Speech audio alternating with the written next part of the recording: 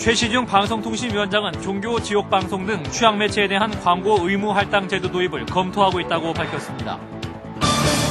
북한이 조건부 6자회담 복귀 입장을 밝혔으나 북핵 문제가 당장 대화 국면으로 이어지기는 어려울 전망입니다.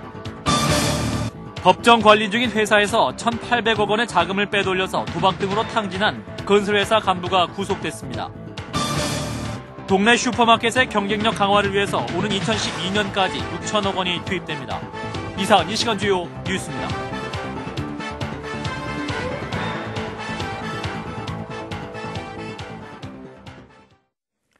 시청자 여러분 안녕하십니까? 최시중 방송통신위원장은 민영 미디어랩 도입 과정에서 종교, 지역 방송 등 취향 매체에 대한 광고 의무 할당제, 이른바 쿼터제 도입을 검토하고 있다고 밝혔습니다. 최승진 기자입니다. 오늘 열린 국회 문방위의 방송통신위원회에 대한 국정감사에서는 민영 미디어랩 도입 문제가 핫 이슈로 떠올랐습니다. 특히 여야 의원들은 한 목소리로 종교방송과 지역방송 등 취향 매체에 대한 법적, 재정적 지원을 요구했습니다. 한나라당 진성호 의원은 미디어랩이 빈익빈 부익부 현상을 불러올 수 있다면서 이렇게 되면 여론 다양성이 무너진다고 우려를 표명했습니다. 민주당 변재일 의원은 언론의 다양성과 건전성을 위해 종교 지역 방송에 대한 배려는 국가적인 의무라며 정부의 적극적인 대책을 요구했습니다. 방송이 언론으로서의 기능, 여론의 다양성, 공정성, 지역사회의 건전한 발전, 이런 데 기여하기 위해서는 지역방송이나 종교방송 등 전문방송에 대한 것이 단순한 배려 차원이 아니라 어떠한 국가의 의무다, 이런 차원. 무소속 송은석 의원은 미디어랩 허가 기준에 취향 매체에 대한 광고 의무 할당제, 이른바 쿼터제 도입을 요구했습니다.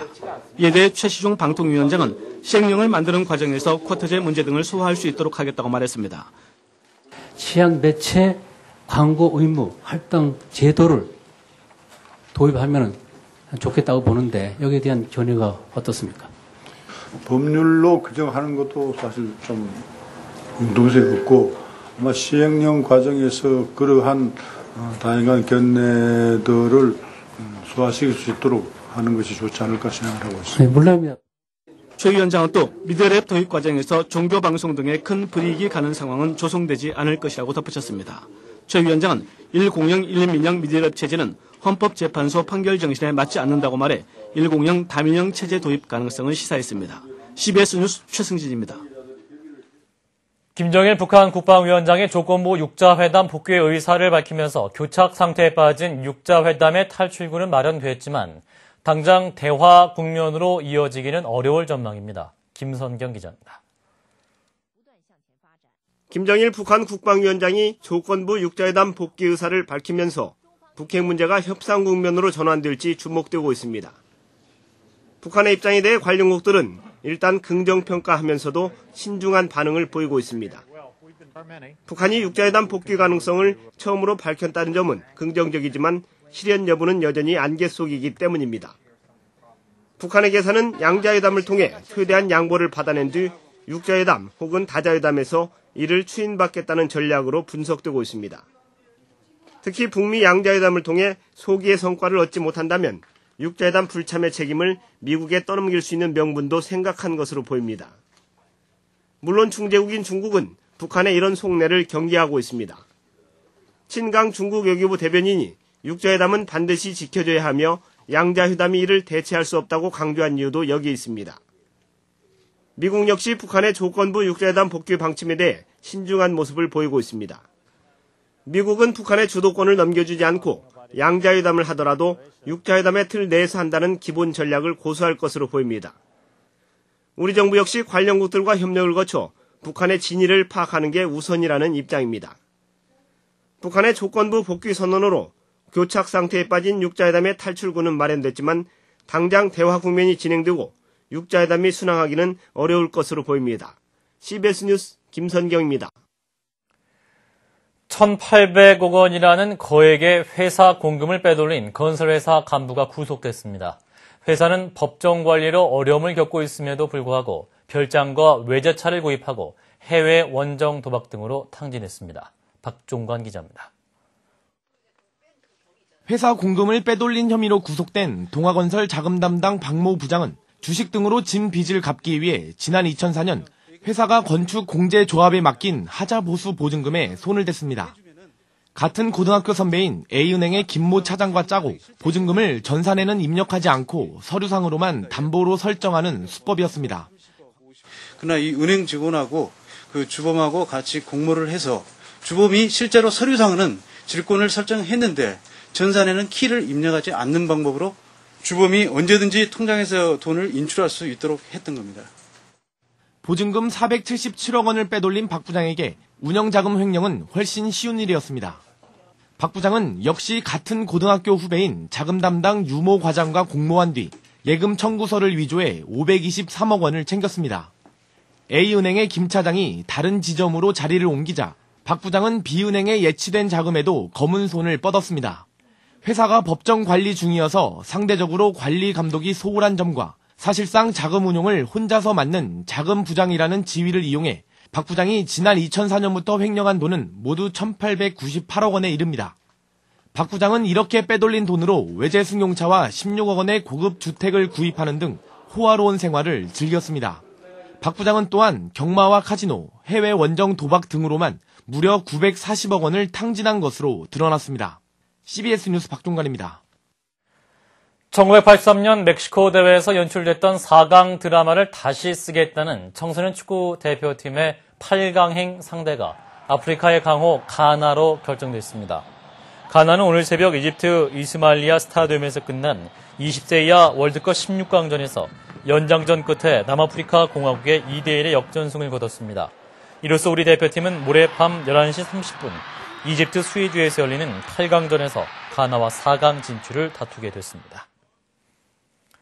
8살 어린이를 성폭행해 사건의 주범인 조두순 씨가 청송 제2교도소에 이송 수감됐습니다. 법무부는 조 씨의 범죄 내용과 전과, 개인 특성 등을 분류 심사한 결과 중경비시설 대상자인 S4등급 판정을 내리고 조 씨를 국내 유일의 중경비시설인 청송 제2교도소 독거실에 수용했다고 밝혔습니다. 이에 따라 조 씨는 앞으로 폐쇄로 TV가 설치되고 TV 시청이 제한되는 독거실에서 수감 생활을 하게 되며 거실에서 나올 때에는 수갑을 착용하게 됩니다. 최근 기업형 슈퍼마켓 등으로 어려움을 겪고 있는 동네 슈퍼마켓의 경쟁력 강화를 위해서 오는 2012년까지 6천억 원이 투입됩니다. 박종환 기자입니다. 중소기업 측은 오는 2012년까지 총 6천억 원을 투입하는 내용의 중소소매업 유통체계 혁신 방안을 내놓았습니다. 최근 대형마트와 기업형 슈퍼마켓의 골목상권 진입으로 어려움을 겪고 있는 중소 슈퍼마켓의 경쟁력 강화를 위해서입니다. 먼저 동네 슈퍼마켓의 영세한 시설을 현대화하기 위해 오는 2012년까지 단계적으로 10,000개의 선진형 스마트샵이 육성됩니다. 중기청은 매장 확장과 시설 교체 등을 원하는 점포에 대해서는 최대 1억 원 범위 내에서 소요 비용의 50%까지 저리로 융자해줄 계획입니다. 스마트샵 요건을 갖출 경우 인증을 통해 공동 브랜드를 부여해 점포 인지도를 높일 방침입니다. 중기청은 또 다음 달에 중소기업 유통센터에 중소소매 유통본부를 설치해 동네 슈퍼마켓을 대행해 공동 구매를 추진하기로 했습니다. 중기청은 공동 구매가 이뤄질 경우 상품 구매 가격이 10% 이상 낮아지는 등 중소 슈퍼마켓은 연간 2,200억 원 이상의 상품 구입 비용을 절감할 수 있을 것으로 기대하고 있습니다. 또 올해 안에 농협과 협약을 맺고 전국 13개 농협 농수산물 종합유통센터에서 취급하는 농수산물을 일반 슈퍼마켓에서 유통시키는 방안도 추진됩니다. 홍서구 중기청장은 이번 대책이 제대로 추진될 경우 대형 유통업체 수준의 경쟁력을 갖춘 중소 슈퍼마켓이 현재 8,000여 개에서 2012년에는 2만여 개로 늘어날 것이라고 전망했습니다. CBS 뉴스 박종원입니다. 보금자리 주택 4개 시범주거에 대한 사전 예약 접수가 오늘부터 시작됐습니다. 주변 시세의 50에서 70% 수준에 공급되는 보금자리 주택은 오늘 장애인 국가유공자 특별 공급을 시작으로 오는 30일까지 청약 일정에 들어갑니다. 다음 주에는 자녀가 3명이 넘거나 노부모를 모시는 사람들, 그 다음 주에는 처음으로 집을 사거나 신혼부부인 사람들에게 신청을 받습니다. 고 노무현 전 대통령이 검찰 출두 전 자신의 억울함을 토로하면서 이명박 대통령에게 수사팀 교체를 요청하려 했던 것으로 나타났습니다. 이러한 사실은 노무현재단 기록위원회가 오늘 발간한 노무현 서거와 추모의 기록 1, 내 마음속 대통령을 통해 확인됐습니다.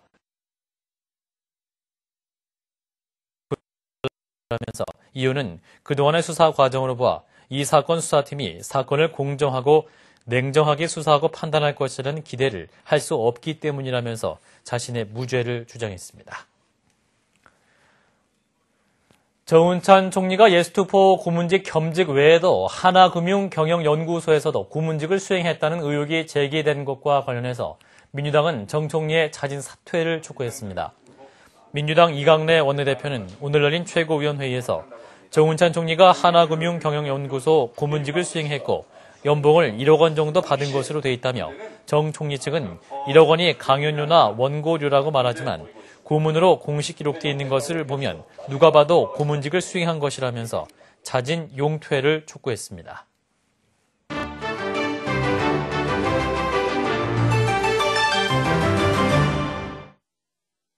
요즘 지진과 해일, 태풍, 폭우 등 각종 자연재해로 지구촌이 몸살을 앓고 있는데요. 이번에는 여름의 문턱에 들어선 남반구의 뉴질랜드에서 때 아닌 폭설이 내렸습니다. 기상 전문가들은 한겨울에도 볼 수 없었던 기현상이라며 25년 만에 최악의 폭설이라 전했는데요. 뉴질랜드로 함께 가봅니다. 갑자기 쏟아진 폭설로 1m 가까이 눈이 쌓이면서 고속도로의 운전자들이 이틀 동안이나 발이 묶였습니다. 군병력이 긴급 동원됐고 700여 명의 운전자들이 구조됐습니다. We're starting to run out of bread. We might have enough for lunch if we're still here at lunchtime, but that'll be it. 한편 겨울이 다지나고 쏟아진 폭설로 갓 태어난 아기 양들이 추위를 견디지 못하고 죽기도 했습니다.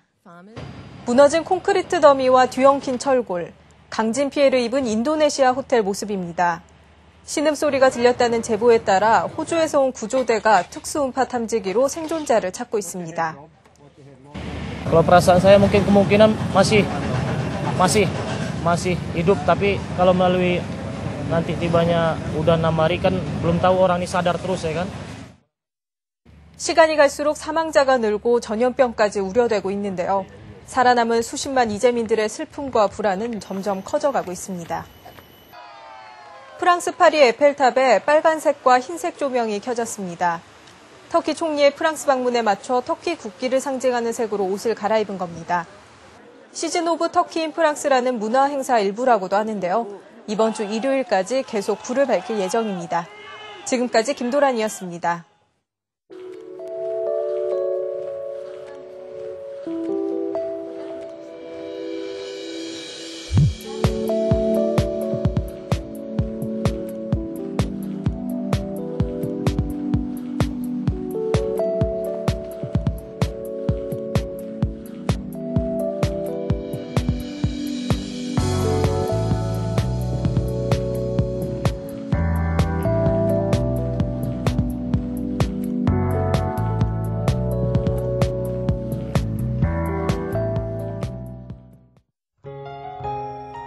날씨입니다. 우리나라도 태풍 멜로리의 간접 영향권에 들어서 높은 파도가 일고 바람도 강하게 불겠습니다. 남해 바다에는 풍랑주의보와 강풍주의보가 내려진 상태입니다.